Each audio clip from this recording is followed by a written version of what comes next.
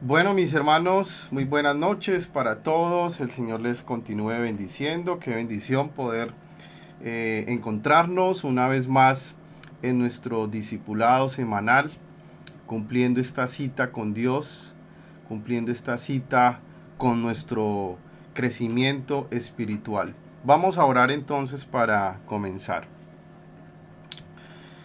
Bendito Dios y Padre Celestial, en esta noche preciosa te damos gracias porque nos das la oportunidad de reunirnos para estudiar tu palabra a través de este discipulado virtual que estamos desarrollando, Señor, cada semana.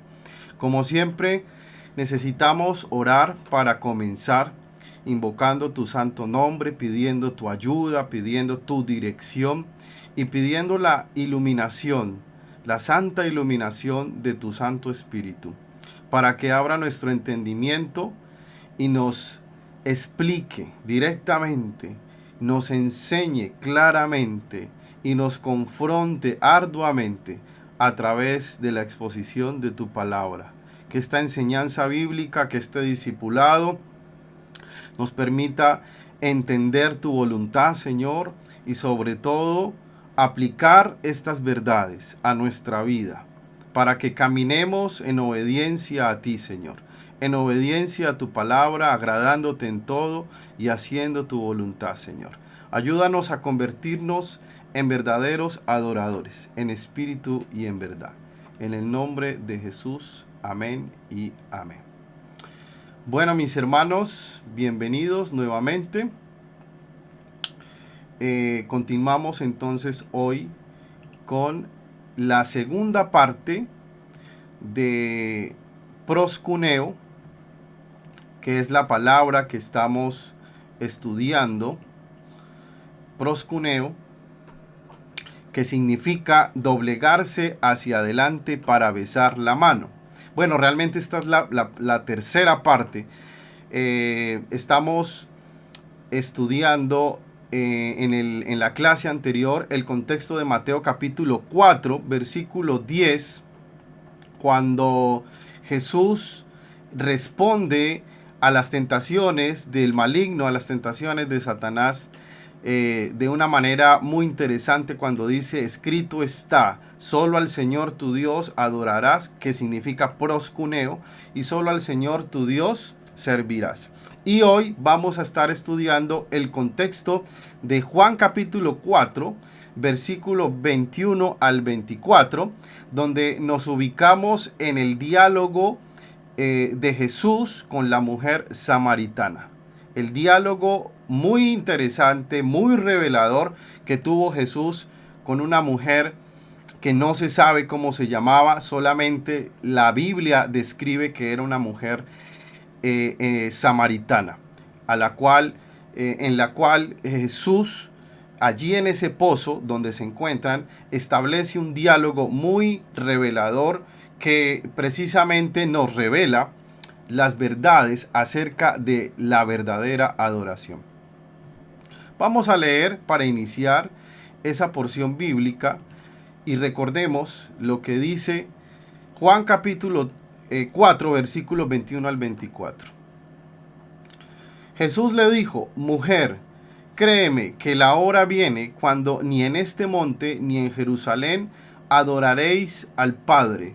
Vosotros adoráis lo que no sabéis.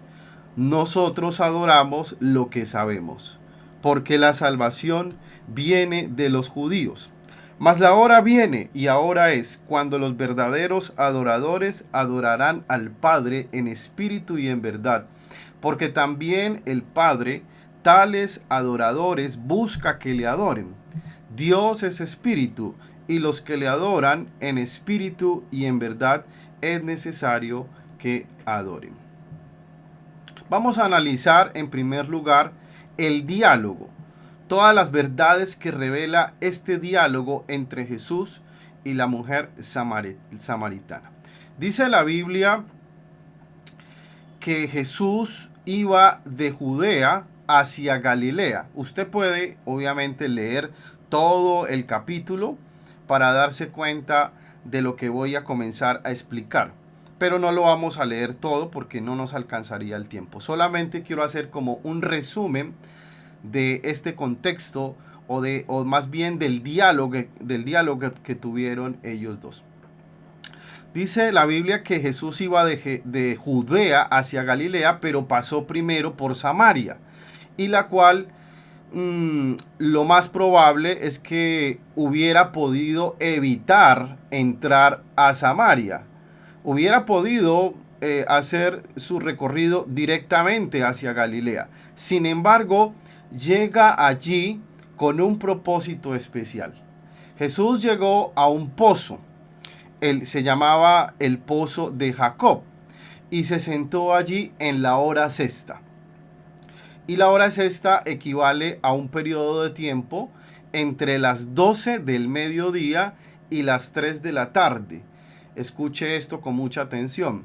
La hora sexta equivale a un periodo de tiempo entre las 12 del mediodía y las 3 de la tarde. ¿Qué pasa con esta hora? Resulta que es una hora de bastante calor y de mucho sol. Es una hora donde el sol está, mejor dicho, en todo su furor, en todo su esplendor. Hace mucho calor. Lo curioso es que a esa hora, en el Medio Oriente, normalmente nadie acostumbraba a ir al pozo a recoger agua. Qué interesante. A esa hora, con ese calor tan terrible, nadie acostumbraba a ir a ese pozo a recoger agua, porque lo hacían normalmente al atardecer. Cuando ya bajaba el sol, la gente iba a recoger agua. Sin embargo, preciso a esa hora llega la mujer samaritana, la cual, por el contexto posterior del relato, se nos describe que esta mujer era una mujer adúltera, porque Jesús le dice: 5 maridos has tenido y el hombre con el que estás actualmente tampoco es tu marido. Eso nos lleva a deducir lo siguiente. Nos damos cuenta que era una mujer que se sentía avergonzada.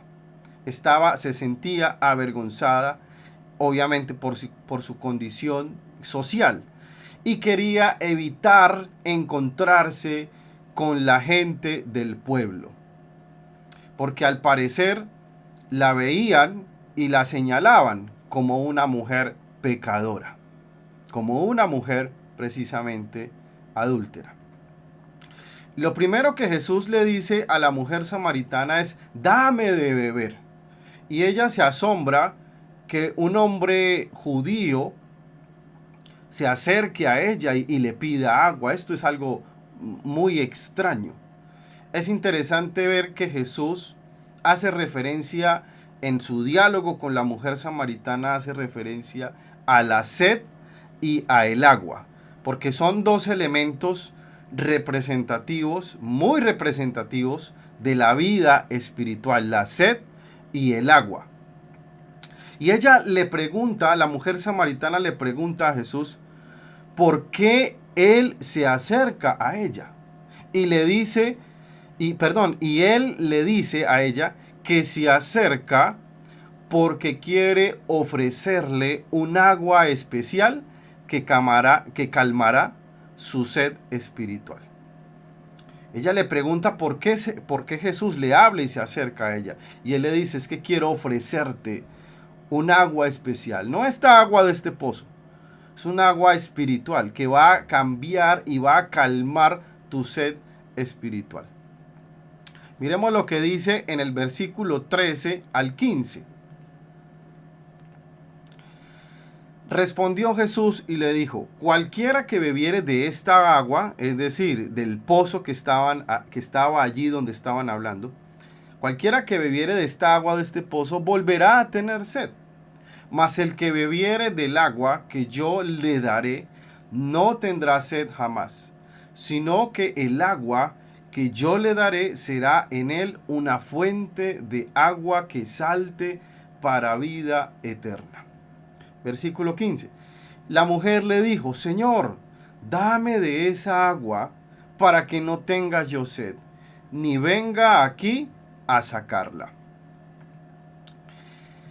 Es interesante ver, hermanos, que en este diálogo, hasta el momento, la mujer samaritana no se da cuenta quién es Jesús. Parece que es simplemente un forastero que está pasando por allí y quiere tomar agua. Y aún después de lo que Jesús le dice a ella, referente a un agua que salta para vida eterna, es decir, un agua especial, un agua espiritual, ella todavía como que no lo entiende, todavía no se abre su entendimiento, todavía piensa que Jesús le está hablando de un agua física y se la pide y le dice, dame de esa agua para que yo no tenga que venir a sacarla. Hasta el momento, la mujer samaritana sigue, digamos, hablando desde el ámbito material o físico. Ahora, evidentemente, Jesús sabe la sed espiritual tan profunda que tiene esta mujer. Aquí comenzamos a profundizar en la palabra. Obviamente el Señor todo lo sabe, Jesús es Dios. Él sabía la necesidad espiritual, la sed espiritual tan profunda que tenía esta mujer en este momento, la cual obviamente solo Jesús podía saciarla, si ella cree, si ella se dispone a beber de esta agua eterna. Posteriormente vemos que Jesús le hace un llamado y una confrontación también. Y ella responde con sinceridad al contestar, al confesar el estado de pecado en el que se encuentra ella. Y luego Jesús la felicita cuando le dice por allá en el versículo 18, esto has dicho con verdad, porque ha hablado con sinceridad, ha reconocido su pecado. Luego la mujer samaritana, ahí sí ya entiende que él es un profeta, lo reconoce como profeta y comienzan a entrar en el tema de la adoración. Ella toca el tema de la adoración. Y es aquí cuando Jesús revela los elementos más importantes de la verdadera adoración y los verdaderos adoradores. Finalmente llegan los discípulos de Jesús y la mujer samaritana se va, pero ella hace algo maravilloso y es que va y testifica a otros hombres de Jesús y cuenta a ellos lo que Jesús le dijo. Y ciertamente estas personas se interesan y vienen a él. Vamos a mirar qué aprendemos, qué enseñanzas podemos extraer del diálogo de Jesús con la mujer samaritana. En primer lugar, que Jesús llega en el momento exacto de la vida de una persona que lo necesita y que tiene sed espiritual. El Señor sabe cuando una persona está en un estado, digamos, sediento, que está en esa búsqueda desesperada de encontrarle sentido, encontrarle propósito a su vida y de llenar el vacío de su alma. Y es allí cuando Jesús llega en el momento exacto de esa persona que ha entendido que necesita algo más o a alguien más en un sentido espiritual. En segundo lugar, extraemos la siguiente enseñanza de este diálogo, que Jesús conoce todo lo que nos sucede y el estado en el que nos encontramos. Jesús se acerca a la mujer samaritana y ella, sin decir una sola palabra, ella ya sabe quién es y todo lo que le está sucediendo, todo lo que le pasa.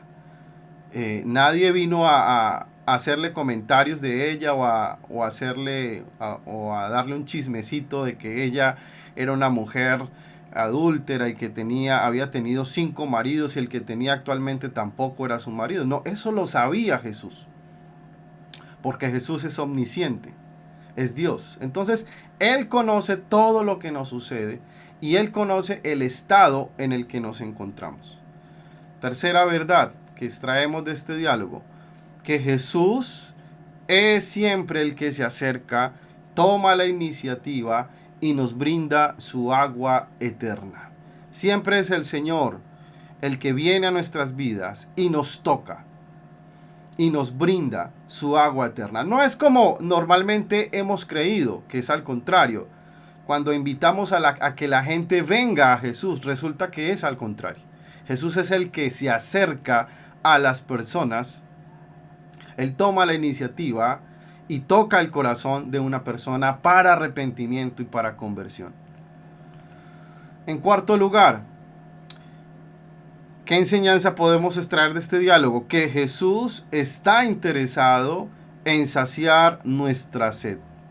Jesús está interesado en saciar nuestra sed. Él tiene misericordia del pecador. Cuando ve al pecador, simplemente no lo rechaza, lo condena y lo deja por allí. Es indiferente con él. No, Jesús vemos en su ministerio tantas veces que se acercó, tomó la iniciativa, se acercó a diferentes personas que eran rechazadas por su condición social y pecaminosa. Pero ¿qué hizo Jesús? Él marcó la diferencia. Siempre se acercó. Él está interesado en que una persona que tiene sed espiritual sea limpiada, sea saciada, sea perdonada, sea restaurada. Dios siempre tiene misericordia del pecador. Jesús tuvo misericordia de la mujer samaritana. En ningún momento la rechazó. O simplemente por ser samaritana la ignoró o la hizo a un lado. Precisamente todo lo contrario. Se acercó a ella y estableció un diálogo con ella. Quiso conversar con ella. Quiso que ella lo conociera a él. En quinto lugar, aprendemos que solo el agua de vida eterna que Jesús nos ofrece es la que puede saciar nuestra sed. Solo el agua de vida eterna que Jesús ofrece al pecador es la que puede saciar esa sed espiritual. Recordemos que Él está hablando en términos espirituales, en términos figurativos, cuando habla de esa agua de vida, agua eterna. Está hablando de una vida eterna, de una vida que trasciende más allá de nuestra vida física y terrenal. Y eso es lo que precisamente quiere Jesús hacer en nosotros.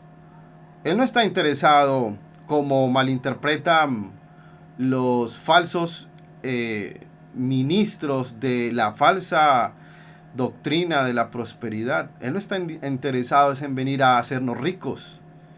Él está interesado en venir a salvarnos, en venir a perdonarnos, en venir a llenar el vacío de nuestra alma. Para ser rico tú no necesitas ser cristiano. Para ser rico tú lo único que necesitas es tener buenos hábitos de administración e inteligencia financiera. Pero aún así una persona rica se puede ir al infierno. Entonces el problema más grande no es lo material. El problema más grande es lo espiritual. Ese es el problema que Cristo vino a resolver, a darnos agua de vida eterna. Porque cuando hablamos de sed, debemos entender que la sed es desesperante. Recordemos que cuando, por ejemplo, uno ha caminado, ha trotado, ha salido a hacer ejercicio y mucho más si estás expuesto al sol, tú llegas con una sed desesperada a tu casa y lo primero que quieres hacer es tomar agua. Así es el alma del ser humano cuando está sin Cristo. Está tratando de encontrarle propósito a su vida en otros lugares, a través de la realización personal, a través de una profesión, a través de una empresa, de tener dinero, de hacer negocios, de sentirse próspero, de sentir que tiene éxito en la vida, o a través de otro tipo de prácticas religiosas, en fin, puede ser algún tipo de práctica mística como la filosofía o qué sé yo, la meditación trascendental. La gente está desesperada por llenar ese vacío que hay en su alma de una u otra manera. El problema es que están buscando esa agua que sacie su sed en la fuente equivocada. Resulta que la fuente correcta se llama Jesús. Es el único que nos puede ofrecer esa agua. En sexto lugar, ¿qué enseñanza podemos extraer del diálogo? Que Jesús nos llama, nos hace un llamado a que creamos en Él, pero confronta nuestro pecado. Él nos llama y confronta nuestro pecado. Eso fue lo que hizo Jesús con la mujer samaritana. Le dijo quién era ella y lo incorrecto que estaba haciendo ella con su vida. Cuando Jesús la confronta diciéndole que ni siquiera el marido, el hombre con el que está actualmente es el esposo oficial.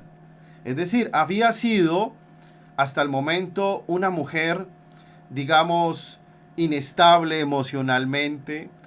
Puede ser que haya sido una mujer maltratada hasta físicamente. Puede ser que hayan abusado de ella. No sabemos, eso no lo describe la escritura.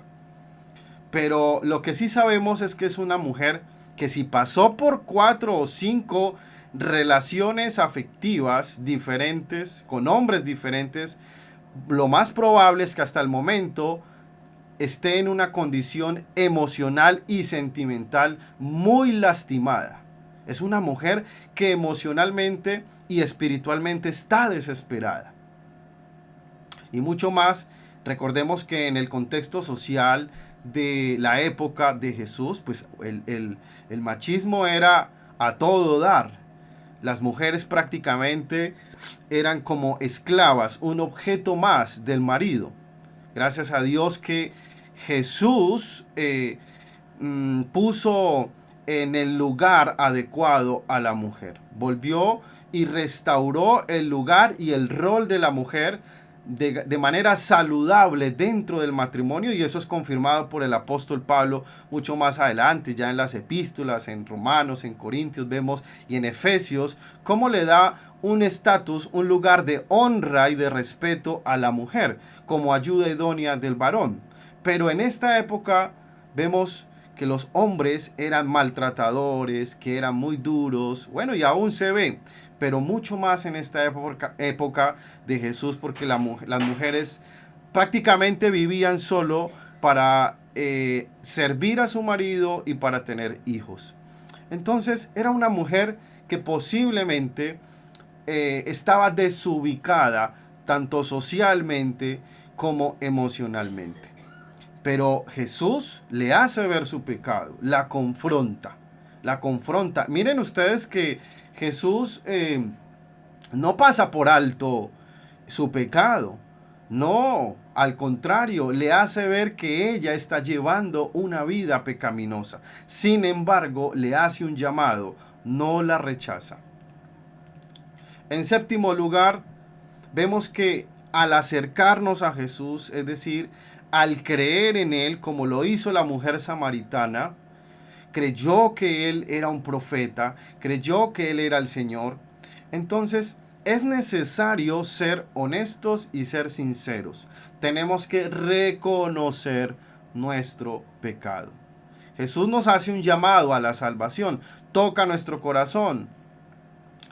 Pero nosotros debemos poner la otra parte, que se llama un arrepentimiento sincero, reconociendo nuestro pecado. ¿Para qué? Para que tengamos acceso a esa agua de vida eterna y podamos beber de ella. Otra enseñanza que extraemos del diálogo entre Jesús y la mujer samaritana, que Jesús es el único que nos enseña lo que es la verdadera adoración y cómo adorarle. Recordemos que ellos comienzan a debatir cuál es la verdadera adoración. La mujer samaritana se expresa desde su punto de vista, digamos, de lo que ha escuchado en su contexto religioso allí en Samaria, de cuál es el lugar correcto de adorar, en dónde se debe de adorar. Pero Jesús le enseña a ella cuál es la verdadera adoración y cómo se debe adorar. Otra enseñanza, número 9, que el deseo de Jesús es que aprendamos a ser verdaderos adoradores. El deseo de Jesús es de que salgamos de la ignorancia espiritual. La ignorancia espiritual generalmente está identificada porque creemos o le damos más valor a las tradiciones que a lo que realmente dice la Escritura y lo que realmente dice la profecía bíblica de lo que se había de cumplir en Cristo. Y eso sigue pasando hoy en día. Mucha gente, por ejemplo, desde la tradición romana, se creen muchas mentiras, muchos engaños. Y la gente lo adopta porque simplemente es tradición. El hecho de adorar la Virgen, el hecho de invocar santos, el hecho de ir de rodillas a no sé qué lugar, el hecho de tener que hacer ciertos ritos y tradiciones simplemente porque su sistema religioso ha dicho que es así. Pero la palabra de Dios lo que hace es totalmente lo contrario. Nos revela la verdad. ¿Para qué? Para que seamos libres. Recuerden lo que dice la Escritura. Que la verdad que nos hará libres. Y cuando habla de ser libres por medio de la verdad, se refiere libres del engaño. Porque ¿qué es lo contrario a la verdad? El engaño, la mentira. Entonces la palabra de Dios, cuando la estudiamos y sobre todo la entendemos y la obedecemos, nos hace libres de todo tipo de engaño doctrinal, sectario y religioso que nos quiera manipular. Otra verdad, número 10, última, que el resultado genuino de reconocer a Jesús como Señor y Salvador es testificar a otros de su amor y de su misericordia. Ese es el resultado natural de una persona que ha reconocido a Jesús como Señor y Salvador, ha experimentado un nuevo nacimiento. ¿Qué hace esa persona? Esa persona, si realmente se ha convertido, de manera natural lo que hace es inmediatamente ir y compartir su fe. Ir y testificar a su familia, a sus amigos, a sus vecinos, de que ha creído en Cristo, que su vida ha cambiado, que es una nueva persona y que es por la gracia y por la misericordia de Dios. Qué maravilloso es esto. Es como cuando vemos una película y nos emociona y decimos, wow, me gustó esa película. ¿Qué hacemos? Hablamos de la película, ¿cierto? La recomendamos a otros y decimos, vayan, vean tal película porque es muy buena. Pero resulta que muchos cristianos al parecer se avergüenzan de ser cristianos porque han experimentado su salvación en su vida y absolutamente a nadie le comparten su fe. Absolutamente a nadie le comparten o testifican de esa salvación que Dios ha operado en ellos. Y eso nos lleva a pensar, ¿realmente esa persona sí se ha convertido? ¿Sí se ha salvado? Porque si estaba desesperado por un cambio de vida y tenía esa sed espiritual y Jesús vino y lo sació, Jesús vino y lo cambió y lo transformó, eso es algo muy emocionante. Entonces el resultado genuino de experimentar una salvación poderosa, maravillosa en nuestro corazón, ¿cuál es? No es el de quedarnos callados, es el de ir y abrir nuestra boca y testificar a otros de su amor y de su misericordia para con nosotros. El que no lo hace, vuelvo y digo, posiblemente entonces no se ha convertido. O segundo, ha caído, se avergüenza de su fe.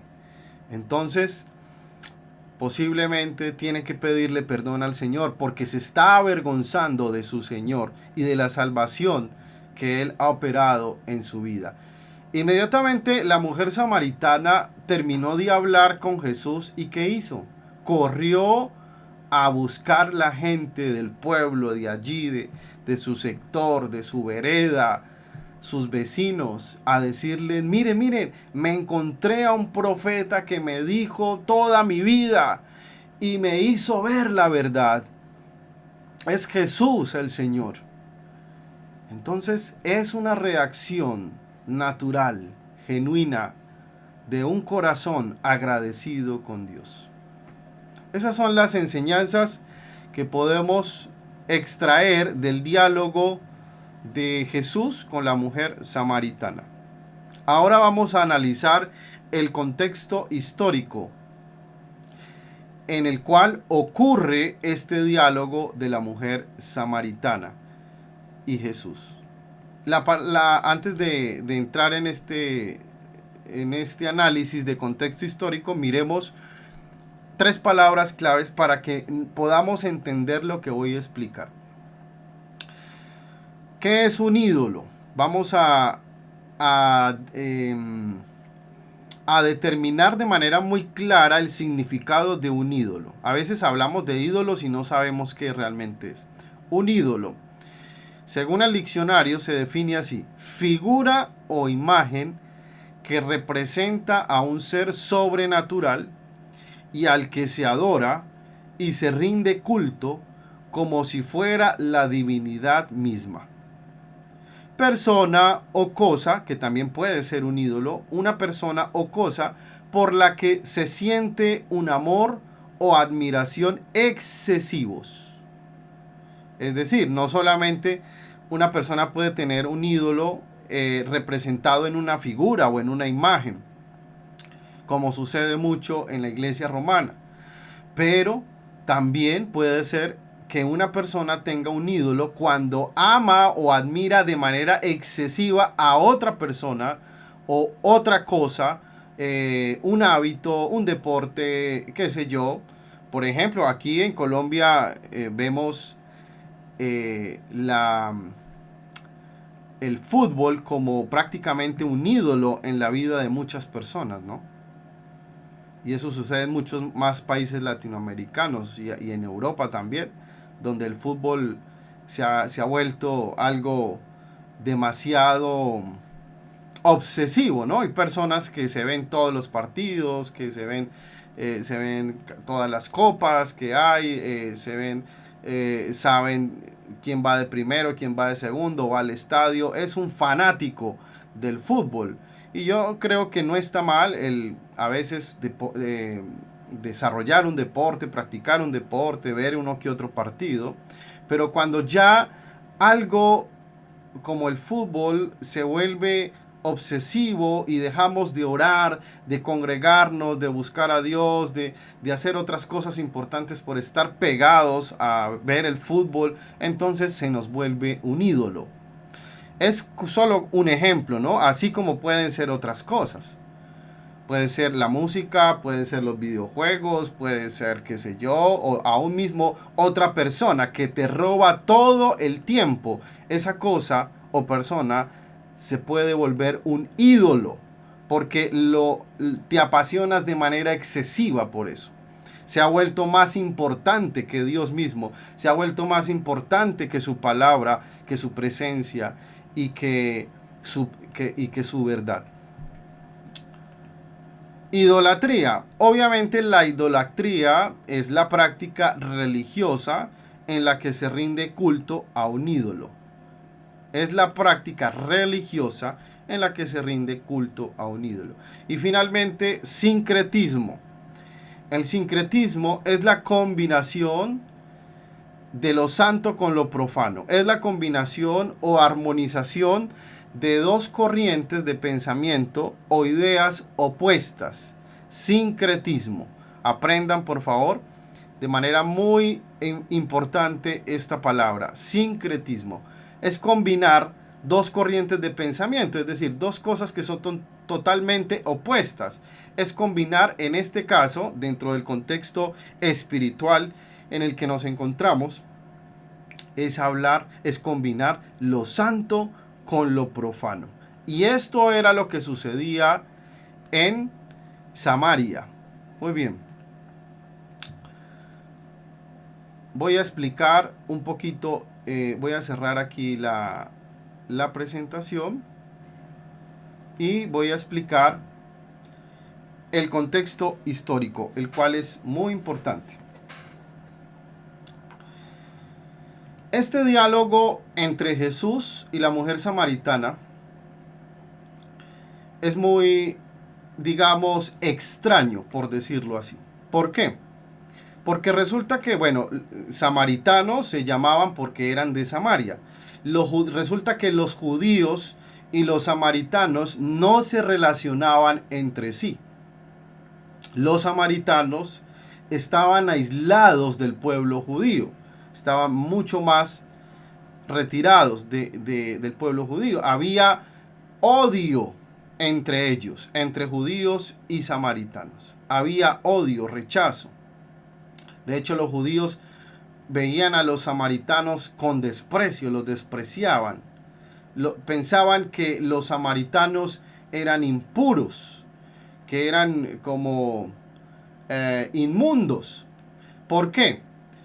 Porque resulta que los samaritanos habían corrompido la religión judía. Ellos tenían su religión, los judíos.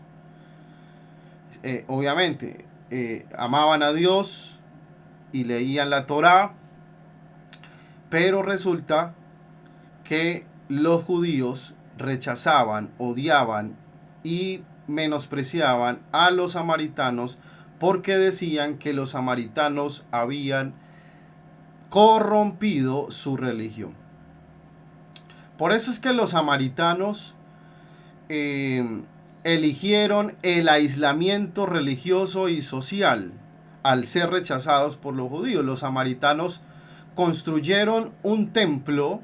Escuche este dato tan interesante para que podamos entender lo que viene ahorita en el diálogo. Ellos construyeron un templo en el monte Gerizim. Y en este monte Gerizim ofrecían sacrificios de acuerdo con el ritual de Moisés. Ese templo fue levantado aproximadamente en el siglo V o siglo IV antes de Cristo, en la época de Alejandro Magno. Allí en esa época, el pueblo samaritano levantó en el monte Gerizim un templo. Entonces, no olviden este dato tan interesante. El contraste entre los judíos y los samaritanos se agudizó, fue peor todavía, en tiempos de Antíoco IV Epífanes. Antíoco IV Epífanes, que fue un rey de Siria que saqueó a Jerusalén y trató de suprimir el culto a Jehová, lo prohibió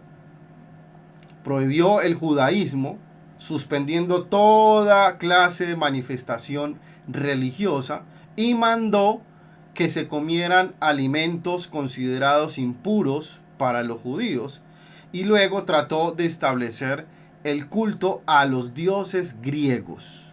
Eso lo hizo ese rey de Siria que se llamó Antíoco IV Epífanes. Trató de imponer cosas que obviamente eran paganas, que no practicaban los judíos, tanto en la alimentación como en su, digamos, tradición religiosa. Porque quiso establecer el culto a los griegos, a dioses griegos. Entonces, mientras los judíos resistieron, la mayoría de los judíos resistieron esos intentos por ser helenizados y sufrieron grandes persecuciones por los sirios, en cambio, los samaritanos sí aceptaron y adoptaron estas cosas y dedicaron a Zeus, supuestamente al dios Zeus o al dios Júpiter, dedicaron ese templo en el monte Gerizim. ¿Por qué? Porque ellos consideraban a Zeus el defensor de los extranjeros y supuestamente ellos eran extranjeros. Entonces levantaron en el monte Gerizim o dedicaron su templo a la adoración de Zeus. Entonces de allí que cuando los judíos recuperaron el control de Palestina durante el reinado de los macabeos, se pusieron en contra de los samaritanos. Y Juan Hircano, por allá en el 135 al 105, 104 antes de Cristo, destruyera el templo del monte Gerizim en el 128 antes de Cristo. Se destruyó el templo en el monte Gerizim en el 128 antes de Cristo. Sin embargo, los samaritanos continuaron, es decir, su templo fue destruido, pero ellos continuaron celebrando servicios religiosos allá en la cumbre, en ese monte, en el lugar donde había estado un santuario, por considerar que ese era el verdadero lugar de adoración, como lo dice en el diálogo de la mujer samaritana con Jesús, cuando ella dice, es que el verdadero lugar de adoración es en el monte tal. Y hoy en día siguen celebrando la fiesta de la Pascua en el monte Gerizim, de acuerdo con el rito mosaico, incluido allí en el sacrificio del Cordero Pascual. Eso es una tradición tanto judía como samaritana. Pero resulta, mis hermanos, que lo que vemos allí claramente es de que el problema más grave que había en Samaria era el sincretismo. El sincretismo, que mezclaron lo santo con lo profano. La adoración al Dios verdadero con la adoración a Júpiter. Obviamente, Zeus o Júpiter es un ídolo y no se puede comparar con el Dios verdadero. Vamos al diálogo o al versículo que nosotros normalmente conocemos, que es con el que empezamos la lectura. Y ahora sí vamos a entender muchas cosas más. Cuando Jesús le dice, la hora viene y ahora es, cuando los verdaderos adoradores adorarán al Padre en espíritu y en verdad, porque también el Padre tales adoradores busca que le adoren. Dios es espíritu y los que le adoran en espíritu y en verdad es necesario que adoren. Esto nos lleva entonces a las siguientes conclusiones. Según el diálogo de Jesús con la mujer samaritana, ¿cuál entonces es la verdadera adoración? Aquí vamos a resolver el asunto por el cual estamos aquí estudiando. ¿Cuál es la verdadera adoración? La verdadera adoración, primero que todo, no es un lugar, no es en determinado monte, como creía la mujer samaritana. No es en el monte Gerizim. Lo que le está diciendo a ella es que no se trata de un lugar material o físico, porque la verdadera adoración no, es decir, no tiene que ver el lugar específico donde se adore. Se puede adorar en el lugar donde encontremos, donde estemos, en nuestra casa, en el trabajo, obviamente en la iglesia. No se trata de un lugar físico, no se trata de un rito, no se trata de una religión, se trata de una relación y de una comunión directa con Dios. En segundo lugar, ¿cuál es la verdadera adoración? Es una adoración con conocimiento, no con ignorancia. Porque Jesús le dice a ella, ustedes adoran lo que no saben. Es decir, son, ¿cómo podríamos decir? Ignorantes de cuál es la verdadera adoración. Tienen desconocimiento de cuál es la verdadera adoración. La verdadera adoración requiere entendimiento, mis hermanos. El entendimiento del significado, el origen y el propósito de nuestra salvación. A partir de allí es que entendemos la verdadera adoración. El origen y el propósito de nuestra salvación. ¿Por qué? Porque los samaritanos ofrecían actos de adoración a un dios pagano solo por costumbres religiosas. Entonces la verdadera adoración se trata de ¿qué? De conocer a Dios. De conocer y saber cuál es el Dios que adoramos. En tercer lugar, es un cambio. La verdadera adoración es un cambio. Allí es cuando versículo 24 que dice, mas la hora es. ¿Qué significa eso? Jesús estaba hablando proféticamente, es decir, ha llegado el día donde esto va a ser diferente, esto va a cambiar. ¿Por qué? Porque la muerte de Jesús en la cruz cambió la forma de adorar a Dios. Ya no es como el ritual religioso que ofrecían los judíos o los sacerdotes judíos en el templo para adorar a Dios. Ya se trata de una vida en el Espíritu. En el tabernáculo era necesario ofrecer sacrificios de animales para la expiación de los pecados del pueblo. Pero ahora en Cristo todo es diferente. Cristo fue la ofrenda perfecta y completa una sola vez y para siempre por nuestros pecados. Y eso nos permite tener libre acceso a la presencia de Dios todo el tiempo. Entonces la verdadera adoración ya no tiene que ver con ritos. Ya no tiene que ver con obviamente la matanza de animales y de sacrificios para tratar de expiar nuestros pecados. Ya ahora es diferente porque el sacrificio de Cristo pudo satisfacer completamente la justicia y la santidad de Dios, y eso nos permite, por medio de la sangre de Cristo, tener entrada libre y directa a la presencia de Dios. La verdadera adoración es en espíritu. Allí es cuando Jesús le dice a la mujer samaritana que los verdaderos adoradores tienen que adorar en espíritu y en verdad. ¿Y qué significa adorar en espíritu? Como Dios, mis hermanos, es espíritu, nadie lo puede ver, Él es espíritu, entonces la verdadera adoración implica una conexión directa de espíritu a espíritu, de mi espíritu humano al espíritu de Dios. De mi espíritu al espíritu de Dios.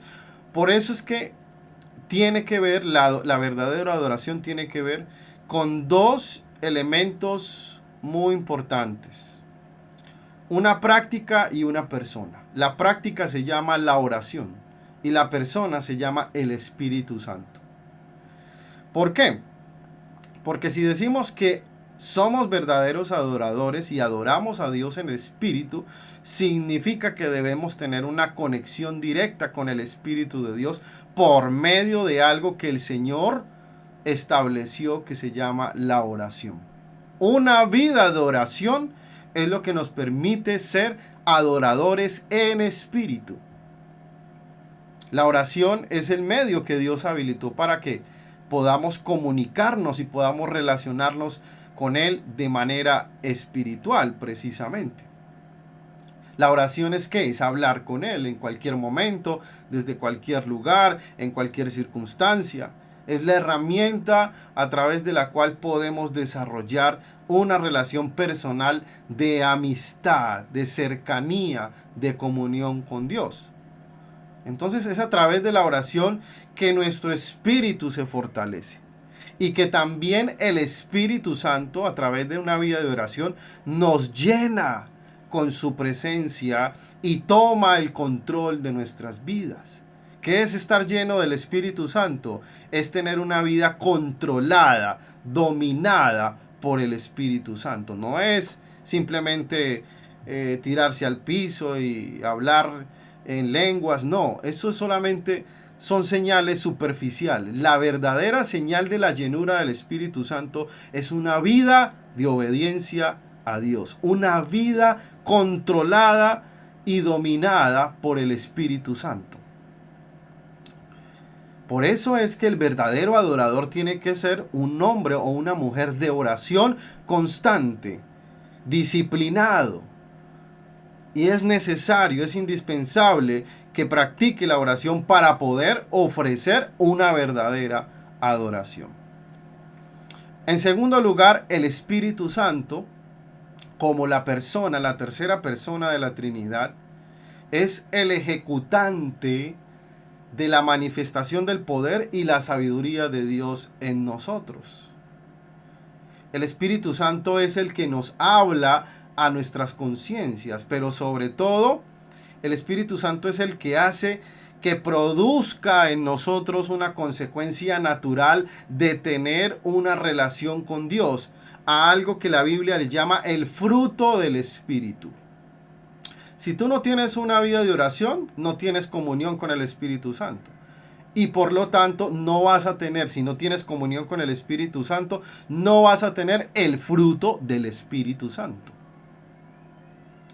Por eso es que una verdadera adoración también tiene que ver directamente con una vida en el Espíritu, es decir, vuelvo y repito, lleno del Espíritu, gobernado por el Espíritu Santo, y eso es lo que va a evidenciar o a producir las 9 características del fruto del Espíritu Santo que están en Gálatas capítulo 5, versículo 22-23, que ustedes ya las conocen bien. Entonces, cuando estamos llenos del Espíritu Santo, porque tenemos una vida de oración, se manifiesta las características del fruto del Espíritu: amor, paz, gozo, paciencia, mansedumbre, benignidad, templanza, fe. Y eso es la evidencia de que soy un verdadero adorador. Esa es la adoración en espíritu. ¿Cuál es la adoración en verdad? La adoración en verdad hace referencia a 3 elementos muy importantes que se relacionan con la palabra verdad en la Biblia. Con la verdad. Porque si vamos a adorar en verdad, pues entonces vamos a entender qué es la verdad. Lo primero es la Sagrada Escritura. La palabra de Dios dice que es la verdad. En ella no hay mentira, en ella no hay engaño. Es el pensamiento de Dios y Dios no miente. Todo lo que dice la Sagrada Escritura, inspirada por el Espíritu Santo, es la verdad. Verdad completa, perfecta y absoluta. Por eso es que una verdadera adoración tiene que ser con base en la Escritura. Tiene que ser bibliocéntrica. Por eso tenemos que analizar, revisar y evaluar muy bien todas las canciones que cantamos en la iglesia y aún en nuestra vida devocional personal. Tienen que ser canciones que tengan Biblia por todos lados, que tengan revelación bíblica, que tengan iluminación de la palabra de Dios. Si lo que cantamos en la iglesia no tiene soporte bíblico, entonces son canciones antibíblicas, que obviamente no agradan a Dios, con las cuales no vamos a adorar realmente a Dios. Entonces, la adoración tiene que ser ofrecida a Dios con base y en línea con las Sagradas Escrituras para que sea una adoración en verdad, con base en la verdad, porque la palabra de Dios ha sido inspirada por Él mismo. Ahora, también en el Nuevo Testamento se hace referencia a Cristo como la verdad. Eso nos lleva a deducir que la verdadera adoración, la adoración en verdad tiene que ser cristocéntrica. Todo lo que cantemos, todas las canciones con las cuales adoremos, tienen que llevarnos a Cristo, tienen que exaltar a Cristo, tienen que hablar de Cristo, tienen que exaltar los atributos de Cristo de una u otra manera. Por eso casi no me gustan algunas canciones que son como muy del creyente, cuando dicen te necesito, cuando dicen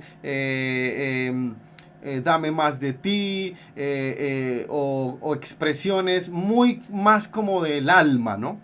Me gustan más las canciones de adoración cuando exaltan los atributos de Cristo. Cristo, eres soberano. Cristo, eres poderoso. Cristo, eres altísimo Rey. Cristo, eres el Señor. Ese es el tipo de adoración cristocéntrica. Claro, hay algunas canciones de adoración que nos llevan como a la humillación, al quebrantamiento, al reconocimiento del pecado, y está bien, pero no pueden ser el centro de nuestra adoración.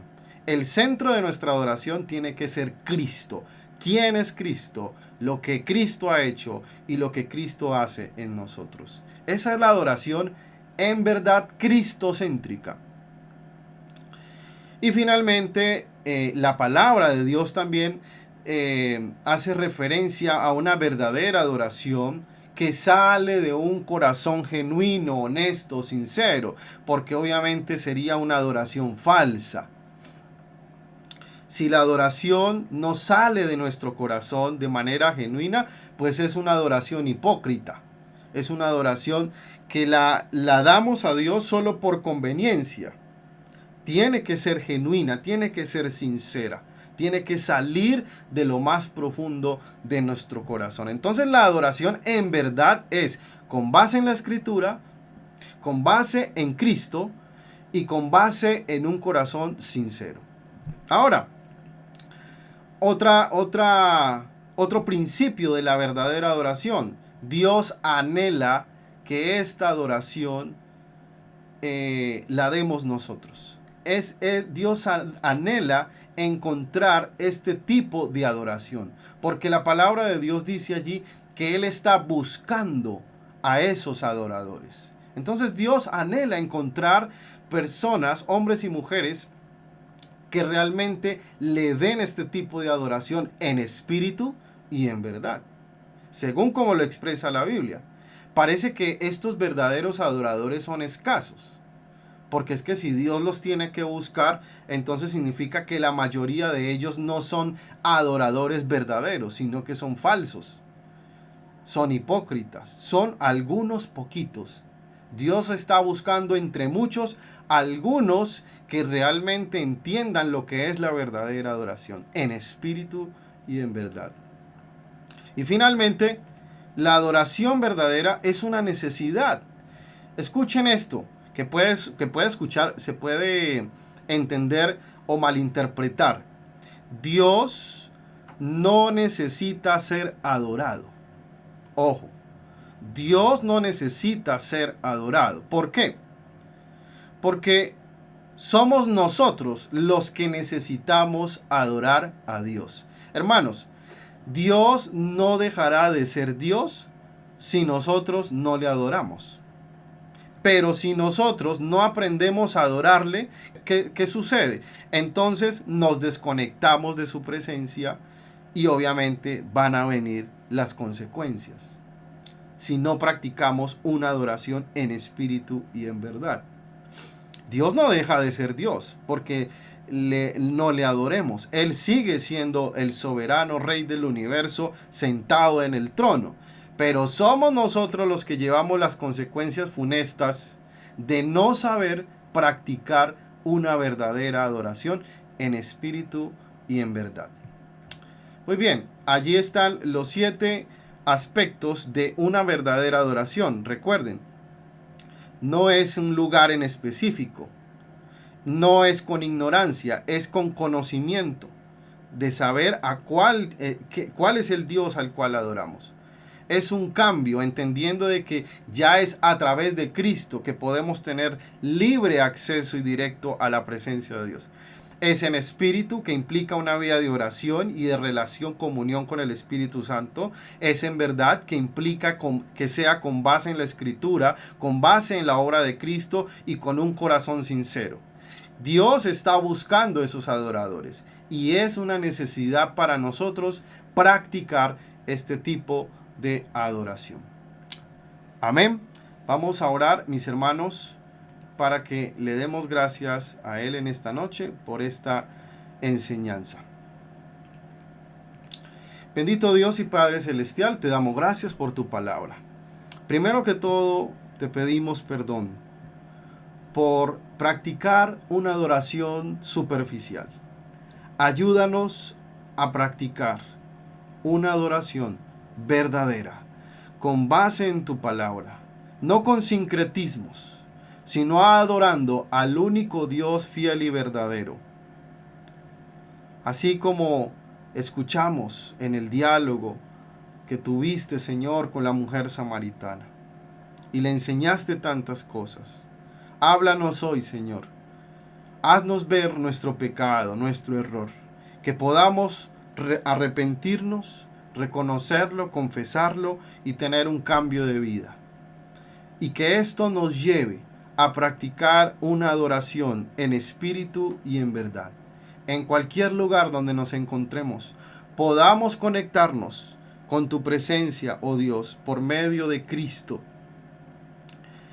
Y podamos conectarnos a través de una adoración ofrecida de manera escritural, de manera bíblica, cristocéntrica, bibliocéntrica, de manera sincera, por medio de una oración continua, disciplinada, todos los días de nuestra vida. Porque somos nosotros los que necesitamos adorarte. Tú no necesitas adoración. Somos nosotros los que necesitamos estar conectados con tu palabra y con tu presencia todos los días de nuestra vida. Amén. Amén y amén. Gracias, Señor.